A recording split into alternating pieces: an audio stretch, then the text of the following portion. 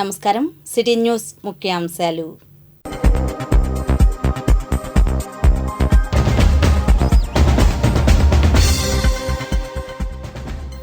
Assembly స్పీకర్గా అయ్యన్న పాత్రుడు ఏకగ్రీవంగా ఎన్నుకున్న శాసనసభ.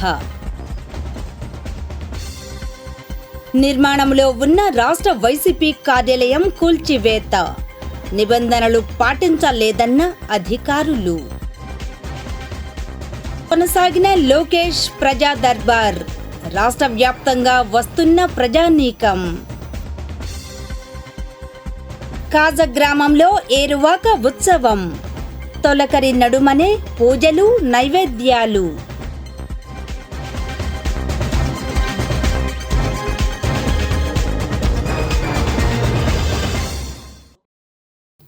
ఏపీ అసెంబ్లీ స్పీకర్గా శనివారం మోస్ట్ సీనియర్ సభ్యులు మాజీ ఎంపీ అయ్యన్న పాత్రుడిని ఏకగ్రీవంగా సభ ఎన్నుకుంది.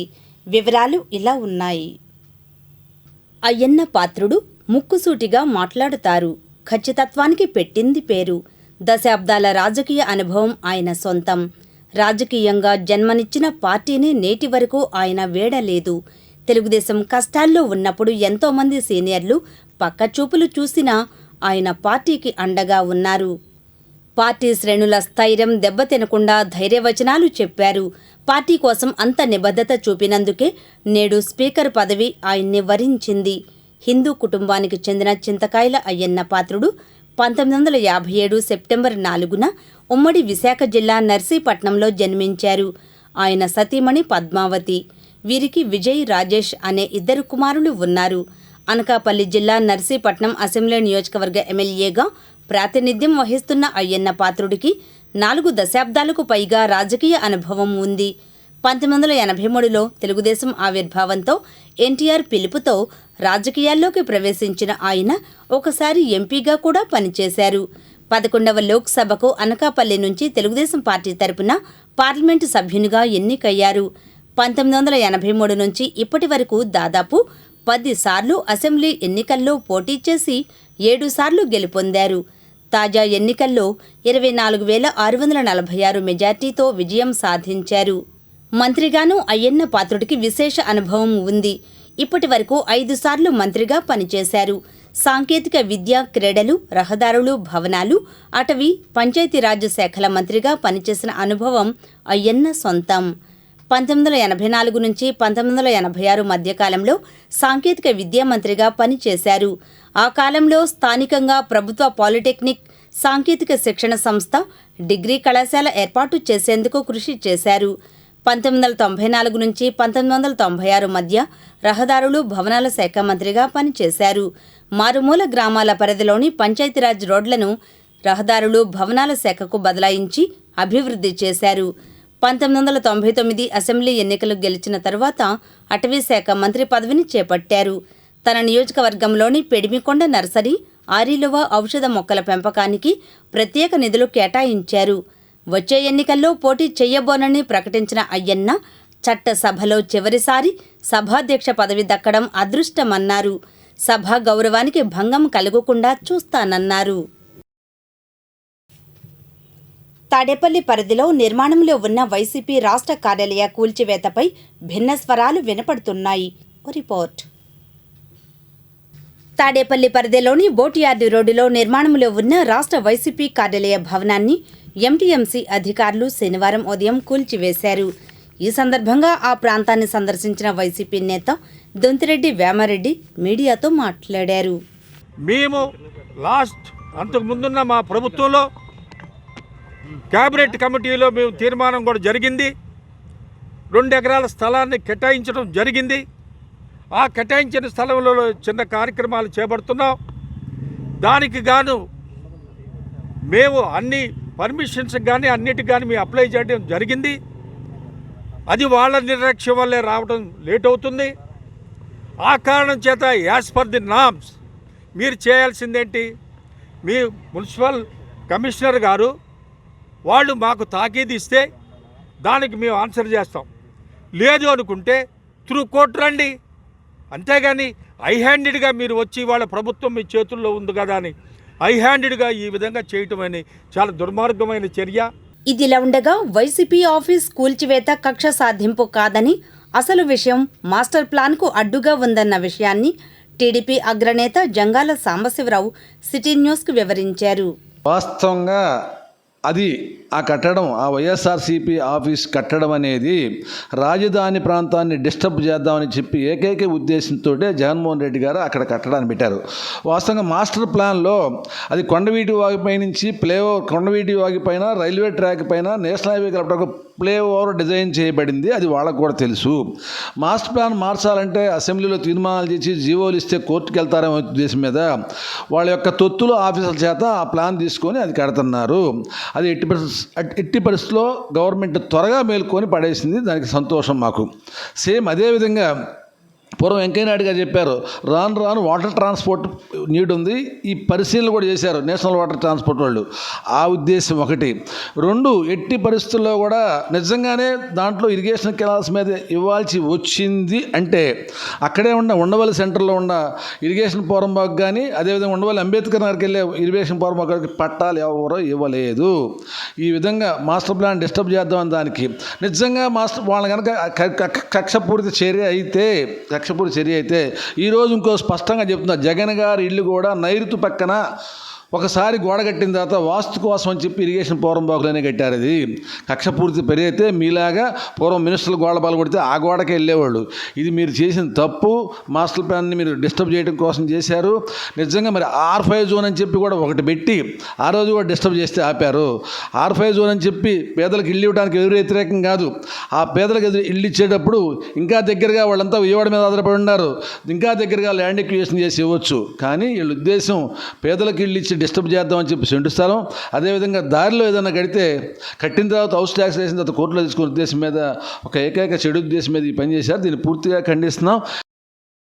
ఇదిలా ఉండగా వైసీపీ ఆఫీస్ కూల్చివేతపై నియోజకవర్గ జనసేన ఇన్ఛార్జ్ చిల్లపల్లి శ్రీనివాసరావు కూడా స్పందించారు. ఆ స్థలం వద్దకు జనసేన నేతలతో కలిసి ఆయన వెళ్లిన అనంతరం మీడియాతో మాట్లాడారు.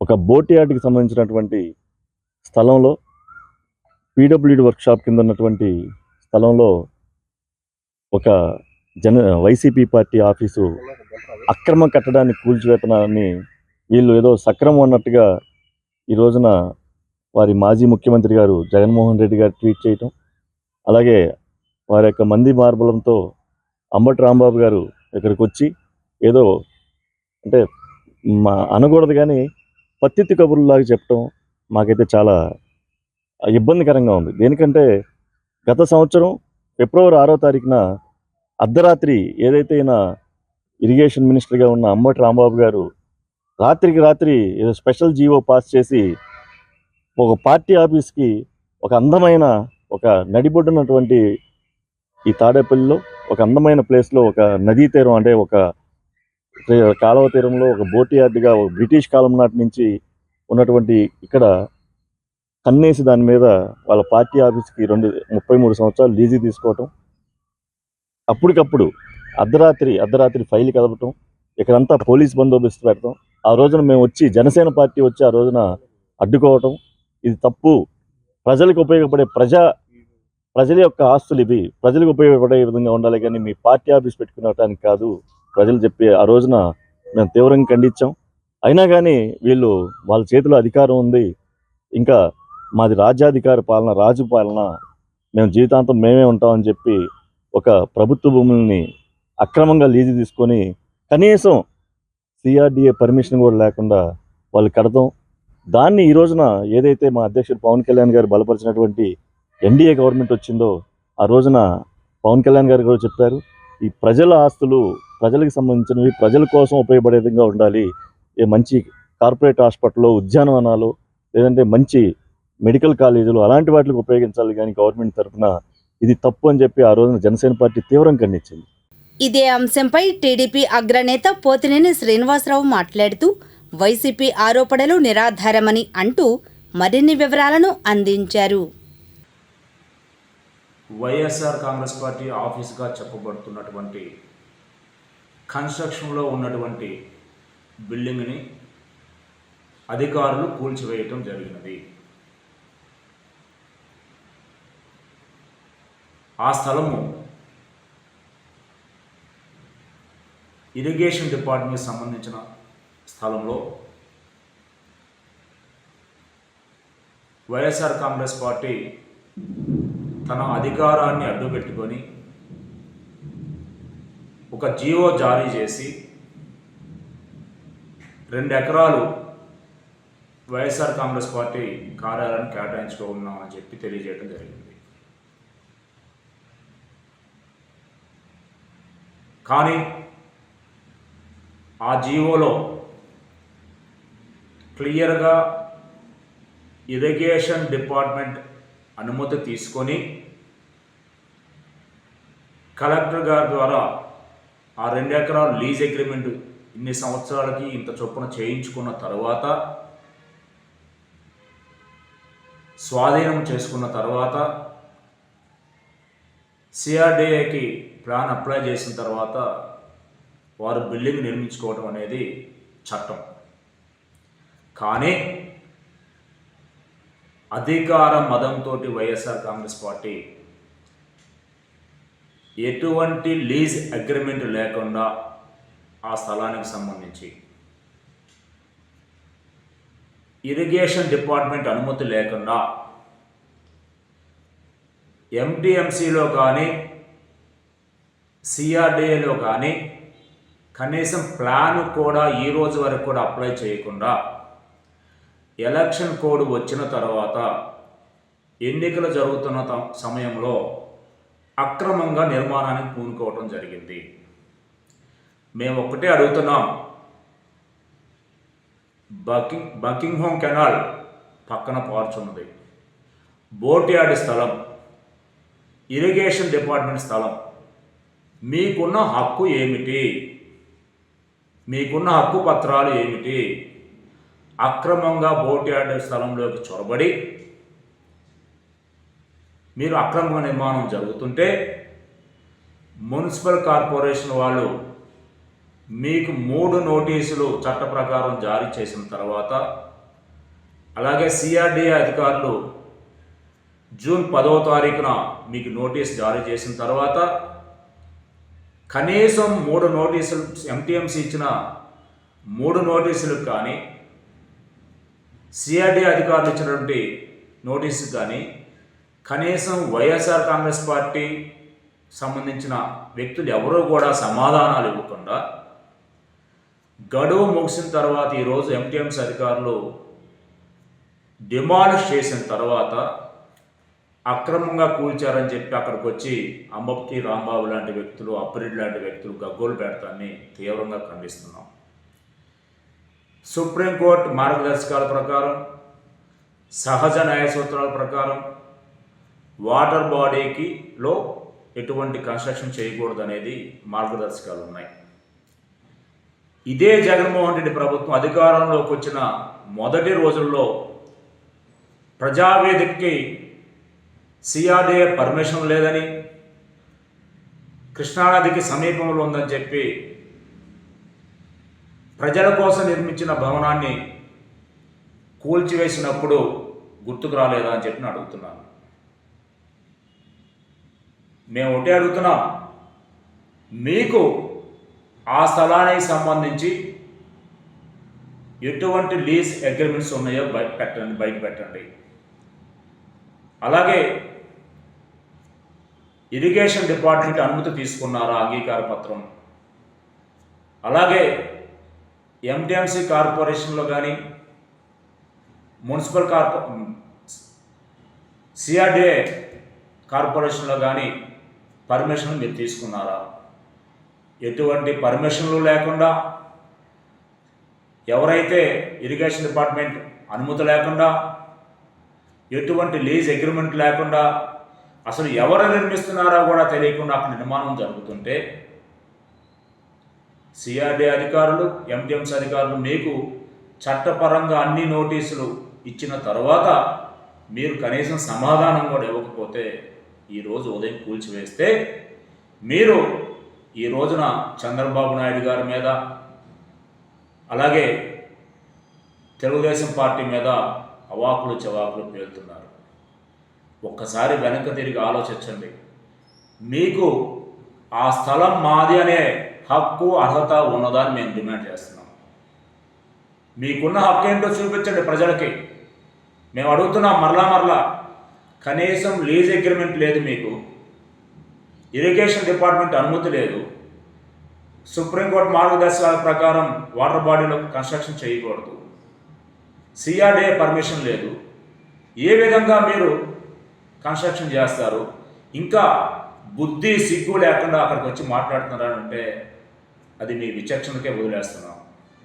ఇప్పటికైనా ప్రజలు వైఎస్ జగన్మోహన్ రెడ్డి ప్రభుత్వానికి కర్రు కాచి వాత పెట్టారు. మేసాలు మెలేసిన వైఎస్ఆర్ కాంగ్రెస్ పార్టీ 175కి 175 మేసాలు మెలేశారు. ఆ దేవుడు చక్కగా స్క్రిప్ట్ రాసి 11 మందిని మాత్రమే గెలిపించారు. ఏదైతే రోజా గారి క్రికెట్ టీం ఉందో ఆ టీం మాత్రమే మిగిలారు. ఇప్పటికైనా మీ చర్యలు, మీ మాటలు, మీ బుద్ధులు మారకపోతే భవిష్యత్తులో ఆ 11 పోయి 0కి వస్తారని చెప్పి కూడా వైఎస్ కాంగ్రెస్ పార్టీ నామరూపాలు లేకుండా పోతుందని కూడా నేను తెలియజేస్తున్నాను. ప్రజల ముందు మాట్లాడేటప్పుడు వాస్తవాలు మాట్లాడండి, కానీ మీరు చేసిన తప్పులు మిమ్మల్ని వెంటాడుతూనే ఉంటాయి భవిష్యత్తులో కూడా. కాబట్టి ఇప్పటికైనా మీరు ఇటువంటి వాక్యం మాట్లాడటం విరమించుకోవాలని, చేసిన తప్పును ఒప్పుకోవాలని, ఆ స్థలానికి వైఎస్ఆర్ కాంగ్రెస్ పార్టీకి ఎటువంటి సంబంధం లేదని చెప్పి మీరు చెప్పాలని చెప్పని డిమాండ్ చేస్తూ, మీకు తెలుసా, ఆంధ్రప్రదేశ్ ఉపాధ్యాయ సంఘాల సమాఖ్య ఫ్యాప్టో చైర్మన్గా ఎవరు ఎన్నికయ్యారు? సమాధానం బ్రేక్ తర్వాత చూద్దాం. ఆంధ్రప్రదేశ్ ఉపాధ్యాయ సంఘాల సమాఖ్య ఫ్యాప్టో చైర్మన్గా ఎల్ సాయి శ్రీనివాస్ ఎన్నికయ్యారు.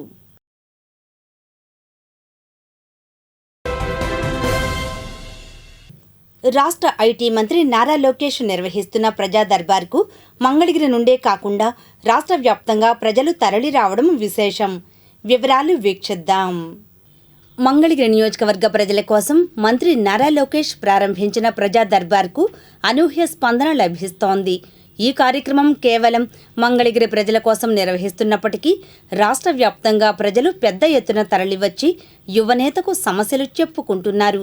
తెల్లవారుజాము నుంచే ఉండవల్లిలోనే చంద్రబాబు నాయుడు నివాసం వద్ద పెద్ద ఎత్తున జనం బారులు తీరుతున్నారు. ఎటువంటి ఆంక్షలు లేకుండా ప్రజలు నేరుగా లోకేష్ను కలిసి తమ సమస్యలు చెప్పుకుంటున్నారు. రోజురోజుకు ప్రజల నుంచి వస్తున్న స్పందన నేపథ్యంలో రాష్ట్రంలోని అన్ని నియోజకవర్గాల్లో ఈ కార్యక్రమాన్ని చేపట్టాలని కొత్తగా ఎన్నికైన ప్రజాప్రతినిధులు భావిస్తున్నారు. రాష్ట్రం నలుమూలల నుంచి ఎంతమంది వచ్చినా ఓపిగ్గా వారి నుంచి వినతులు స్వీకరిస్తూ యువనేత లోకేష్ భరోసా ఇస్తున్నారు. తమ దృష్టికి సమస్యలను సంబంధిత శాఖలకు పంపి సాధ్యమైనంత త్వరగా పరిష్కరించాలని ఆదేశాలిస్తున్నారు. శనివారం నాడు నిర్వహించిన ప్రజా దర్బార్లో పెద్ద ఎత్తున వినతులు వెల్లువెత్తాయి. దశాబ్దాలుగా ప్రతి ఏటా నిర్వహిస్తున్నట్లుగానే కాజ గ్రామంలో శుక్రవారం సాయంత్రం నుండి రాత్రి వరకు ఏరువాక ఉత్సవాలు జరిగాయి. వివరాలు ఇలా ఉన్నాయి. ఏరువాక పండుగను మంగళగిరి తాడేపల్లి నగరపాలక సంస్థ పరిధిలోని కాజ రైతులు శుక్రవారం సాయంత్రం సాంప్రదాయబద్ధంగా జరుపుకున్నారు. కుల వర్గ రహితంగా జ్యేష్ఠ మాసం పౌర్ణమి రోజున ఏరువాక జరుపుకోవడం కాజలో ఆనవాయితీగా వస్తోంది. ఇతర ప్రాంతాల్లో స్థిరపడిన ఈ ఊరివారు ఆడపడుచులు ఏరువాక ఉత్సవాన్ని తిలకించేందుకు తరలివచ్చారు. ఏరువాక ఉత్సవంతో కాజలో కోలాహలం నెలకొంది. కాజలోని అగస్తేశ్వర స్వామి శివాలయం ఆలయ ప్రాంగణంలోని రత్నగర్భ గణపతి ఆలయం విగ్రహం వద్దకు స్థానికులందరూ తరలివచ్చి పూజలు నిర్వహించారు. స్వామివారికి మొదట నైవేద్యం పెట్టి ఆ ఉండ్రాళ్ల ప్రసాదాన్ని పెద్దకాపులు సింహాద్రి వెంకటరామారెడ్డి, కుక్కల కోటేశ్వరరావు, బొమ్ము పిచ్చిరెడ్డి, చెన్నం శ్రీనివాసరావులు స్వహస్తాలతో భక్తులకు పంపిణీ చేశారు. ఉండ్రాళ్ల ప్రసాదం కోసం భక్తులు పోటీ పడ్డారు. ఇక్కడ విఘ్నేశ్వరుని గుడికి 4 వైపులా ఉన్న 4 స్తంభాలు ధర్మ, అర్ధ, కామ, మోక్షాలకు ప్రతీకలని స్థానికుల విశ్వాసం. గ్రామ పెద్దలు, పెదకాపులు ఏరువాక పర్వదినాన్న ఈ స్తంభాలను అధిరోహించి ఉత్సవాన్ని తిలకించడానికి వచ్చిన భక్తులకు ప్రసాదాన్ని పంచిపెట్టారు. ప్రసాదాలు స్వీకరించిన వారికి బాధలు తొలగి అష్టైశ్వర్యాలు సిద్ధిస్తాయని ఈ ప్రాంతవాసుల ప్రగాఢ నమ్మకం. ఏరువాక పౌర్ణమి సందర్భంగా వర్షపు జల్లులు కురవడంతో భక్తులు రైతులు పులకించారు. విఘ్నేశ్వరుని సన్నిధిలో వృషభ పూజ జరిపి ట్రాక్టర్లు, నాగళ్లు, ఎడ్లబండ్లు, వ్యవసాయ ఉపకరణాలు, అరకలు కట్టి పసుపు కుంకుమలు రాసి గుడి వద్దకు తరలివచ్చి ప్రత్యేక పూజలు నిర్వహించారు. అనంతరం ఏరువాక సాగారో రన్నో చిన్నన్న అంటూ రైతులు ఉత్సాహభరిత వాతావరణంలో లాంఛనంగా దుక్కి దున్నారు. పంటలు బాగా పండాలని, అష్టైశ్వర్యాలు సిద్ధించాలని మొక్కుకున్నారు. ఆలయ ప్రాంగణంలో కాజ రైతు మారెళ్ల సత్యమారెడ్డి పొంగలి, చక్కెర పొంగలి, పులిహోర ప్రసాదాలను భక్తులకు అందజేశారు. ఏరువాక ఉత్సవాన్ని తిలకించేందుకు భక్తులు పెద్ద సంఖ్యలో విచ్చేసి విఘ్నేశ్వరుని సన్నిధిలో పూజలు నిర్వహించారు. ఏరువాక పౌర్ణమి ఉత్సవాన్ని తిలకించేందుకు మంగళగిరి, కాజా సమీప గ్రామాల ప్రజలు కూడా తరలివచ్చారు. ఏరువాక పండుగను పురస్కరించుకుని ఏర్పాటు చేసిన పలు సాంస్కృతిక ప్రదర్శనలను ఆసక్తిగా తిలకించారు. 90 అడుగుల ఎత్తైన విద్యుత్ లైట్ల ప్రభ భక్తులను విశేషంగా ఆకర్షించింది. కాజలోని కోలాట బృందం, బాలల సంఘం ప్రజా సాంస్కృతిక కార్యక్రమాన్ని నిర్వహించాయి. కాజలో ఏరువాక ఉత్సవం తిరునాళ్లను తలపించింది. ఈనాటి మంచి మాట బ్రేక్ తర్వాత చూద్దాం. ప్రస్తుతం నీట్ పరీక్షపై జరుగుతున్న వివాదానికి పరిష్కారం పరీక్షను రద్దు చేసి మళ్లీ నిర్వహించడమే. కె సుజాతారావు, మాజీ ఉన్నతాధికారి.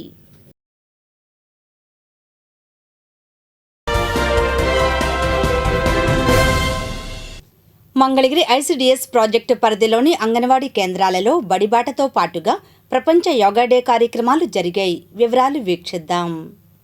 మంగళగిరి ఐసిడిఎస్ ప్రాజెక్టు పరిధిలో ఇందిరానగర్, ఆంజనేయ కాలనీ, శాలివాహన నగర్ అంగన్వాడీ కేంద్రం నందు అంగన్వాడీ బడిబాట కార్యక్రమం మరియు ప్రపంచ యోగా దినోత్సవం జరిగింది.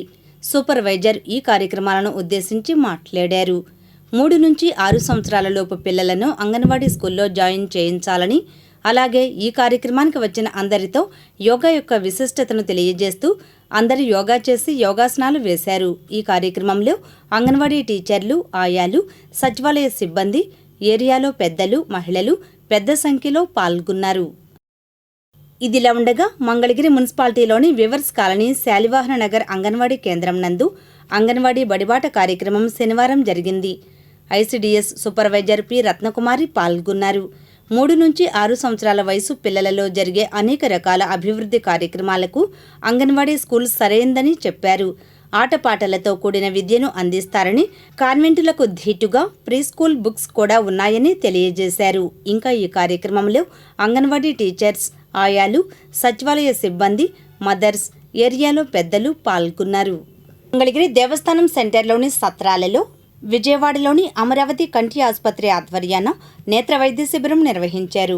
ఈ సందర్భంగా నిర్వాహకులు మాట్లాడారు.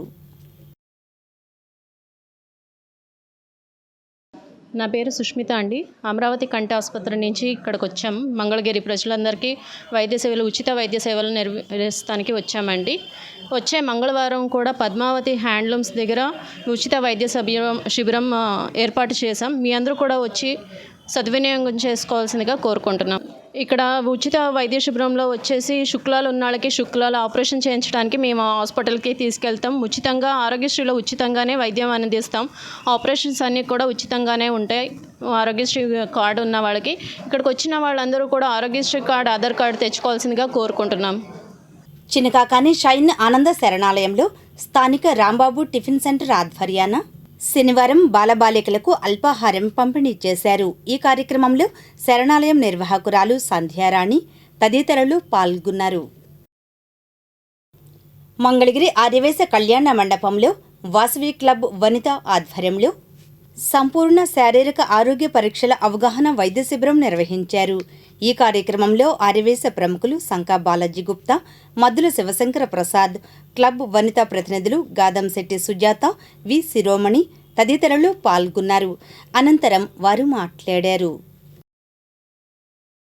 ఆర్యవైశ్య కన్నికా పరమేశ్వరి కళ్యాణ మండపంలో 22, 23, 24 తారీఖుల్లో అనగా శని, ఆది, సోమవారాల్లో మెగా వైద్య క్యాంపు అనగా నాడీ తరంగిణి ద్వారా మన నాడిలో ఉన్నటువంటి 36 రకాల ట్రబుల్స్కు సంబంధించిన విశ్లేషణ, వాటికి సంబంధించి నిరోధన చేయడానికి కావాల్సిన సూచనలు, సలహాలు, అట్లాగే ఆహార నియమాలు లాంటి విషయాల్ని హైదరాబాదు ఫౌండేషన్కి సంబంధించినటువంటి ఉమెన్ కేర్ ఫౌండేషన్కి సంబంధించినటువంటి వారు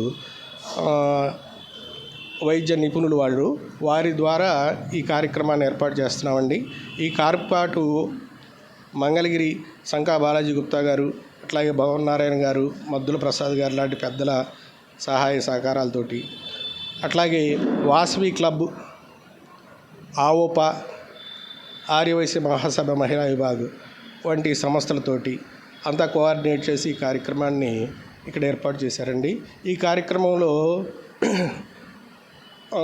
బయట 1500, 2000 రూపాయల దాకా కలెక్ట్ చేసే అంశాన్ని 150 రూపాయలు, 100 రూపాయలు, 150 రూపాయలతోటే ఇక్కడ ఏర్పాటు చేయడం జరిగిందండి. అందరూ ఈ కార్యక్రమాన్ని వినియోగించుకొని వాళ్ళకి ఉపయోగించుకునేటట్లుగా చూసుకుంటారని, ఆరోగ్యమే మహాభాగ్యం అనే అంశాన్ని దృష్టిలో పెట్టుకుని అందరూ ఈ కార్యక్రమాన్ని, అందరూ పిల్లవాళ్ళు, పిల్లలు తప్ప 12 సంవత్సరాల లోపు వాళ్ళు తప్ప మగవాళ్ళు, ఆడవాళ్ళు అందరూ అన్ని కులాలకు సంబంధించిన వాళ్ళు ఈ కార్యక్రమంలో పాల్గొని ఈ వైద్య శిబిరంలో యొక్క ఉపయోగాలను ఉపయోగించుకుంటారని కోరుతున్నారండి.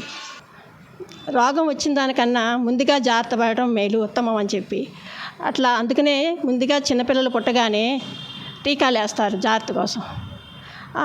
మనిషి జీవితంలో ఎప్పుడొకప్పుడు అనారోగ్యాలకి ఇబ్బంది పడుతూ ఉంటాయి. దానికోసం ముందుగా తెలుసుకుని నాడీ తరంగిణి ద్వారా మందులు వాడి తగ్గించుకోవచ్చు అని చెప్పే విధానంలో నాడీ తరంగిణి పల్స్ అనాలిసిస్ సిస్టమ్ ద్వారా మనకి లోపల అంతర్గతంగా ఏమున్నాయో అవన్నీ కూడా తెలుసుకుని ముందుగా ఆహారం ద్వారా, వాకింగ్ ద్వారా తగ్గించుకోవచ్చని ఈ కార్యక్రమం ఇక్కడ చేపట్టడం జరిగింది. హైదరాబాద్ ఉమెన్ కేర్ ఫౌండేషన్ వారు మాకు ఇక్కడ అవకాశం ఇచ్చారు. ఈ డాక్టర్స్ అందరూ మీ అందరికీ కృతజ్ఞతలు తెలియజేసుకుంటున్నాం ముందుగా. అట్లాగే ఈ కార్యక్రమానికి ముందుగా మాకు విజయవాడ నుంచి జ్యోతి గారు మాకు ఈ అవకాశం ఇచ్చారు. ఆవిడ ప్రత్యేక ధన్యవాదాలు తెలియజేసుకుంటున్నానండి. మంగళగిరి మెయిన్ బజార్లో ఉన్నటువంటి ఆర్యవైశ్య కళ్యాణ మండపంలో శని, ఆది, సోమ 3 రోజులు కూడా ఉదయం 9 గంటల నుంచి సాయంత్రం 6 గంటల వరకు. అవోపా రాష్ట్ర అధ్యక్షురాలుగా రెండోసారి ఎన్నిక కాబట్టేటువంటి నిర్మలా గారికి, వారి ఫ్యామిలీకి, మరి సమావేశానికి ఇచ్చేసినటువంటి అవోపా కార్యకర్తలకి, మహిళలకి అందరికీ నా ధన్యవాదాలు. ఈ రోజున సుజాత గారు, రామకృష్ణ గారు మరి 3 రోజులు మెగా శిబిరాన్ని ఏర్పాటు చేసి ప్రజలకు అందుబాటులో ఉండి వారికి ఏమేమి ఉన్నాయి వాళ్ళ ఒంట్లో జబ్బులు అనేది డాక్టర్లు అందరూ పరీక్ష చేసి కేవలం 150 రూపాయలతో 2500, బయట అయితే 2500 తీసుకుంటారు. అది 150 రూపాయలతో మరి కార్యక్రమం చేస్తున్నందుకు ముందుగా సుజాత గారికి, రామకృష్ణ గారికి, వారి మహిళలకి మన ధన్యవాదాలు తెలుపు.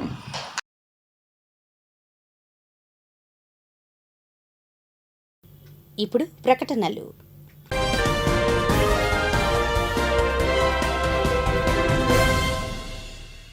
మంగళగిరి డీజీపీ కార్యాలయంలో శనివారం అనపర్తి ఎమ్మెల్యే నల్లమిల్లి రామకృష్ణారెడ్డితో కలిసి బీజేపీ రాష్ట్ర media incharge Paturi Nagabhushanam DGP Dwaraka తిరుమలరావును మర్యాదపూర్వకంగా కలిశారు. ఈ సందర్భంగా పాతూరి డీజీపీని శాలువాతో సత్కరించి పుష్పగుచ్చం అందజేశారు. రాష్ట్రంలో టీడీపీ విజయం ప్రజా విజయం అని టీడీపీ పోలిట్ బ్యూరో సభ్యులు కంభంపాటి రామ్మోహన్ రావు అన్నారు. ఈ మేరకు పెదవడ్లపూడి గోశాలలో శుక్రవారం రాత్రి ఆయన సిటీ న్యూస్తో మాట్లాడారు. గత ప్రభుత్వం చేసిన దుర్మార్గాల వల్ల ఏమాత్రం కూడా అభివృద్ధికి నోచుకోలేని రాష్ట్రం కాబట్టి ఆ వ్యక్తిని ఎప్పుడు ఎన్నికలు వస్తాయా, ఎప్పుడు ఇంటికి పంపిద్దామని ఎదురు చూశారో ఆ రోజు వచ్చింది కాబట్టి ఆ విధంగా ఫలితాలు వచ్చినాయి. ముఖ్యంగా ఎన్డీఏ, బీజేపీ, జనసేన, తెలుగుదేశం కలిసి మేము ప్రజల్లోకి వెళ్ళటం, సూపర్ 6ను కూడా ప్రజల్లో తీసుకెళ్ళటం, అదేవిధంగా మా నాయకుడు ఏ విధంగా తిరిగారు, అదేవిధంగా పవన్ కళ్యాణ్ గారు, ఆయన నరేంద్ర మోడీ గారు కలిసి ప్రజల దగ్గరికి వెళ్ళాము. ఆ తర్వాత తీర్పు మీరు చూశారు. ఈ విజయం నిజంగా కూడా తెలుగుదేశం పార్టీ పెట్టిన తర్వాత ఇంత పెద్ద ఎత్తున తీర్పు రావటం అనేది, నేను ఎందుకంటే ఇన్సెప్షన్ నుంచి పార్టీలో ఉన్నాను కాబట్టి ఎక్కువ స్థానాలు గెలుచుకున్నాం. ఇంత పెద్ద ఎత్తున తిరుగుబాటు చేశారు అంటే అది నిజంగా విజయం ప్రజలకు చెందింది, ప్రజల విజయం ఇది. సూపర్ 6 ఏదైతే చెప్పామో అది ప్రజల్లోకి వెళ్తోంది. ముఖ్యంగా ఈ మంగళగిరి నియోజకవర్గం కూడా మరి ఎప్పుడో ఎంఎస్ఎస్ కోటేశ్వరరావు గెలిచిన తర్వాత ఈనాడు కూడా మేము గెలుపుకు నోచుకోలేదు. అలాంటిది నారా లోకేష్ గారు ఆ ఎన్నికల్లో ఉన్నా లేకపోయినా ముందు కూడా ప్రజలతో ఉన్నారు కాబట్టి, ప్రజలతో మమేకమయ్యారు కాబట్టి ప్రజలు ఆ విధంగా తీర్పు చెప్పారు. ఈ కాన్స్టిట్యున్సీలో కూడా నిజంగా ప్రజలు అదృష్టవంతులు. మంచి అభివృద్ధి చెందుతుందని నేనైతే భావిస్తున్నా. అమరావతిలో భాగంగా ఉంది కాబట్టి పక్కనే ఉంది మంగళగిరి కూడా. సో ఇది ప్రజలకే అంకితం, మా నాయకుడు కూడా చెప్పున్నారు. ఇక మా ముందున్నదల్లా ఎన్డీఏ ప్రభుత్వం ప్రజల దగ్గరికి ఏదైతే వాగ్దానాలు చేశామో వాటిని అమలుపరచడానికి యంత్రాంగాన్ని రెడీ చేసే కార్యక్రమంలో మా ముఖ్యమంత్రి గారు ఉన్నారు. ఆ విధంగా ముందుకు వెళ్తాం. ఇప్పుడు ప్రకటనలు.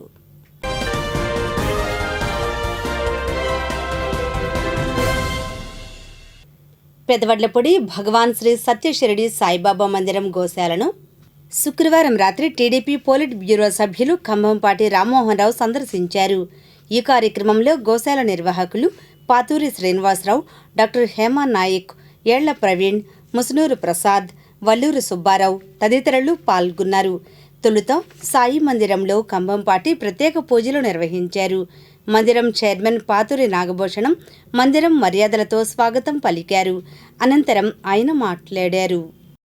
ఈ యొక్క పెదవడ్లపూడిలో ఈ యొక్క గోశాల సందర్శించడం నాకు చాలా సంతృప్తినిచ్చింది. నేను ఎక్కడా చూడలేదు అలాంటి గోశాల.